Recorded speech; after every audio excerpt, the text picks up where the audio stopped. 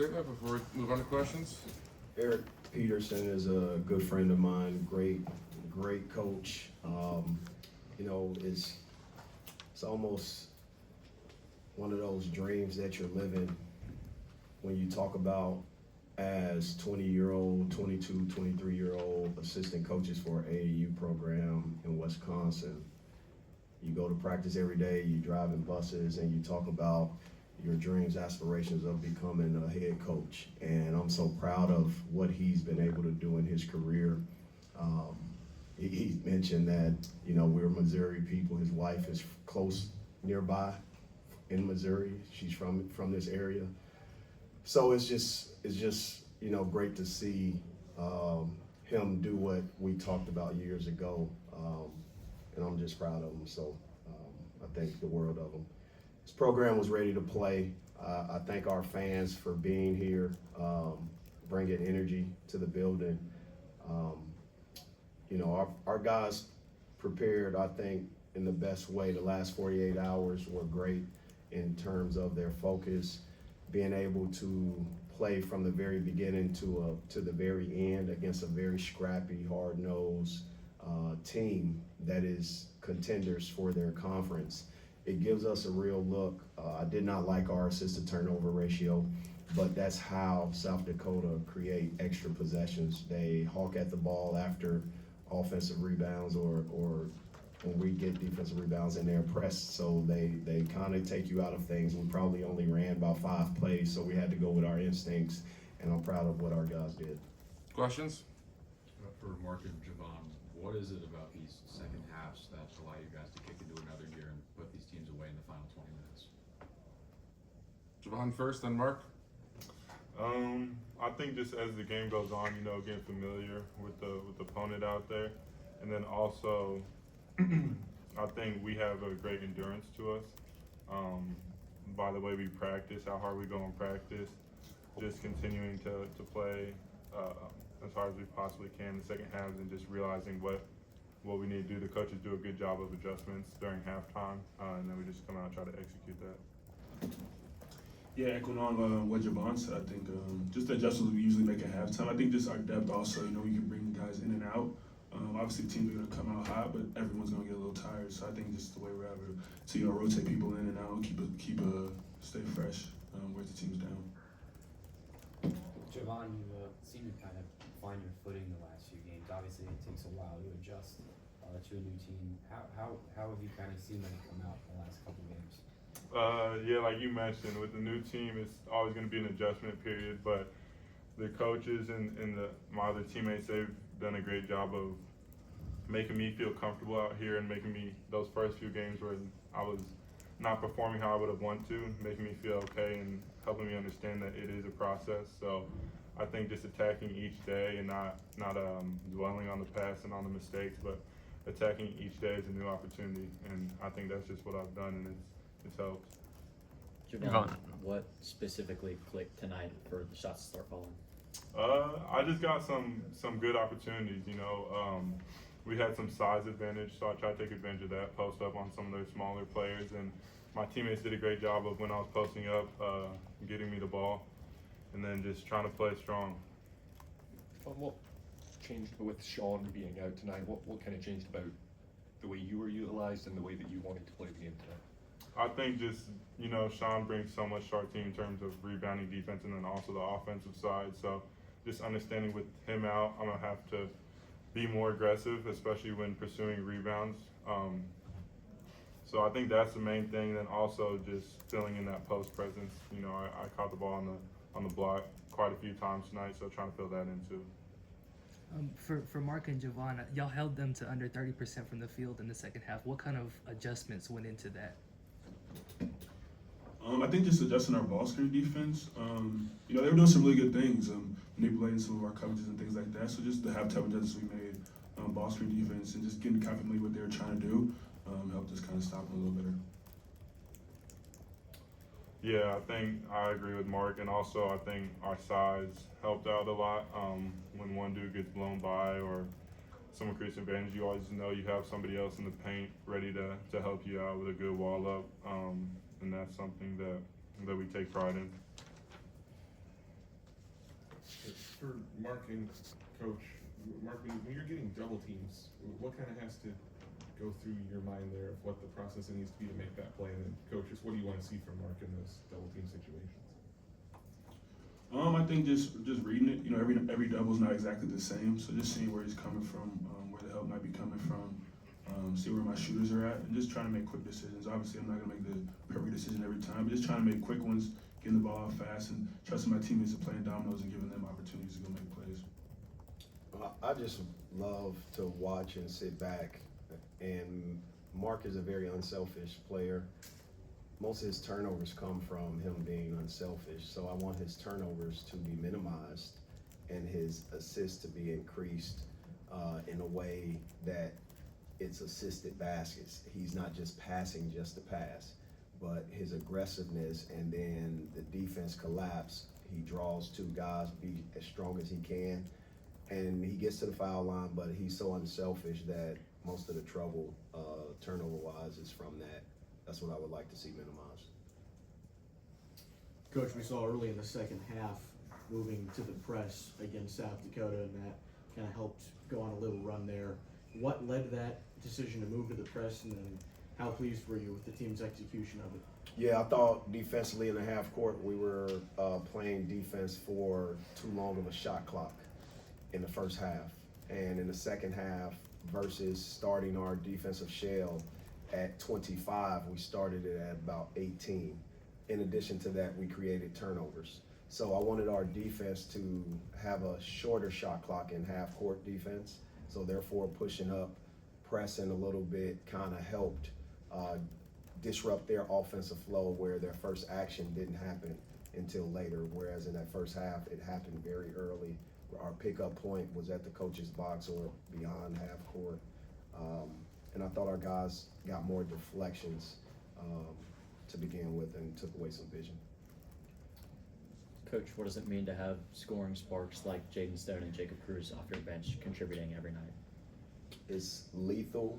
It is an injection into your flow. Those guys are, I mean, people say you have 5 starters. Last year we had 6 with Caleb Grill, right? This year we got 7, and they're playing like that. When you can have double-digit consistent guys like a Jaden Stone and a Jacob Cruz. By the way, I want to get one of those T-shirts they had. Y'all seen that T-shirt? Somebody had that T-shirt. Are they selling those somewhere? I know a guy. Okay. I want one of those, the Cruz Crew or something. Yeah. That was pretty cool. I've never seen it. You ain't got nothing like that. Okay. But that was cool. I thought that was amazing. But it just speaks for their level of unselfishness. For these guys to become professional players, they're going to be off in their first 2 years coming off somebody's bench. And I think that's helping Caleb Grill right now as he plays with the Windy City Bulls G League team, and it's going to help these guys become stars in their roles. Jaden Stone is an unselfish guy. He averaged 20 points a game the last year he played. Jacob Cruz is the same. You see his growth, but now you have to pick your poison on how you defend us. Those guys just open up space for our playmakers, and Robinson and Mark Mitchell. Sorry about that, Mark. They do a good job. Coach, you got Honor back tonight in the game. What'd you think about his performance? But what'd you think of Honor's performance? Honor's rhythm got disrupted. Coming off of our preseason, I thought he was one of the top 3 guys on the team, and his rhythm got disrupted. However, we got to work him back into his rhythm, and you saw a couple turnovers. That's why it was great in terms of the execution and the play call for him to be able to get that post touch, and it'll come back to him. He just got to get back in game shape, and he'll do that. So it was great to see him out there as we continue to get our team at 100%. I'm looking forward to that day. Until then, it stunts the growth of your program and your team if you're only at 89 to 90% participation of your roster because of whether injuries or sicknesses. The other thing is I'm excited about what it says about our depth. if someone goes down or get in foul trouble, I'm not afraid to use what our roster has shown me thus far, the different lineups and obviously our depth. For anybody who wants to answer, South Dakota is obviously known as a team that plays at a very fast pace. How did the team do tonight at matching that pace and also trying to control it? Jevon, you want to lead us off? We definitely knew that was one of the main things that they do, that they're is big in their program, playing at a fast pace, but that's something that we really emphasize too. So we were ready for the challenge and looking forward to it. I think the biggest thing was just, us trying to play at a fast pace while being controlled, while also taking away their transition. And I think we did a pretty good job at that tonight. Yeah, they played at a fast pace, but we played at a pretty fast pace too. So I think we're pretty used to it. I think it gets you a little more winded, obviously, but I think we're pretty used to it though. Coach, it seemed when there was a question about Jevon's adjustment period a little bit earlier, it seemed like you turned to him and had a little. Is there a shareable moment in there? Is there something that You want to tell them what I tell you every day? Which one? Oh yeah, he told me to play mad at him. Yeah, he'll be angry like Coach Gates. Yeah. I think that increases his intensity. Having a new philosophy and a new program, you got to understand the adjustment. I wish I would have gotten him earlier and sooner, and it's just an adjustment period that you have to make. It's the same adjustment. Kobe Brown had to make a preseason adjustment as well, and then we saw him just skyrocket and turn himself into a first-round draft pick. I believe the processing of a new environment, a new system, is what is allowing Jevon the pace, the growth, but also I see a different player than he was in June. So he's growing, and some of these things are invisible. They don't show up in the stats in terms of growth and improvement. And we are just transactional when it comes down to we got to see it in the stat sheet. The things that he's doing is beyond the stat sheet. It's sort of like the decimals and the dashes. And he's impacting with his length. He's impacting with his versatility. He plays the 3, the 4, and the 5. And it's remarkable to see him keep the ball in front of him, guarding a smaller guard, being able to hedge a ball screen depending on the coverage. So not only is he versatile offensively, but versatile defensively. Final question. I'm happy about his rebounding, but what I'm happy about most is how he's allowing himself to grow without panicking. Being a hometown kid, some things can be embarrassing, and he's not embarrassed. He's allowing his process, he's allowing the growth. His parents, his family, in addition to that, they're not adding pressure to him. He's adding pressure to himself, and he's starting to play more free, and that's what we see. Final question. Coach Jevon mentioned earlier wanting to create mismatches inside on offense. On both ends of the floor, how did you like the way your team used their pretty clear side advantage, especially down low? I think they do a great job of finding matchup advantages, and it's almost to a curse because the ball sticks because they recognize something. So I'm excited to try to get from that pause or eliminating the pause of them recognizing the advantages and just playing as free and recognizing and processing it at a quicker rate. They're so unselfish. We had a high-low happen with Mark and Luke, but it took, I think, 2 seconds too long. If we minimize that and instinctually be able to process it in a way, we can utilize our versatility even more.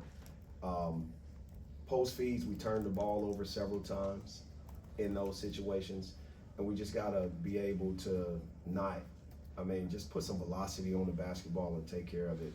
But it's one of those things that you look at in your roster, your size advantage, different things like that. He had a step back today that he's proud of. You guys should have said something about that. But he's very proud of that step back, and I'm proud of it as well. All right, thanks, guys. Thanks, MIZ. Thank you.